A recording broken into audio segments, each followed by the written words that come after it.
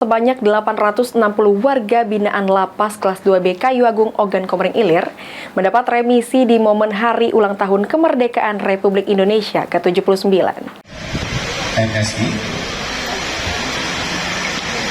Sebanyak 860 warga binaan Lapas kelas 2B Kayu Agung Ogan Komering Ilir mendapat remisi di momen hari ulang tahun kemerdekaan Republik Indonesia ke-79.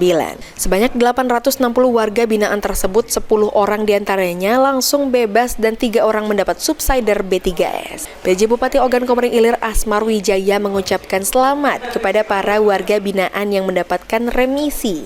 Remisi yang diberikan sudah melalui proses penilaian dan evaluasi. Warga binaan diingatkan untuk tetap mematuhi aturan dan menetralisirkan nilai-nilai positif yang diperoleh selama menjalani masa pembinaan di Lapas Kayu Agung. Kita ucapkan selamat dan sekali lagi jangan pernah berpikir untuk kembali lagi di sini, jadi kembali ke masyarakat, berbuat kebaikan, berbuat yang baik, ya. Itu jangan membuat hal-hal yang tidak baik lagi yang dapat kita buat. Novan Wijaya, PAL TV.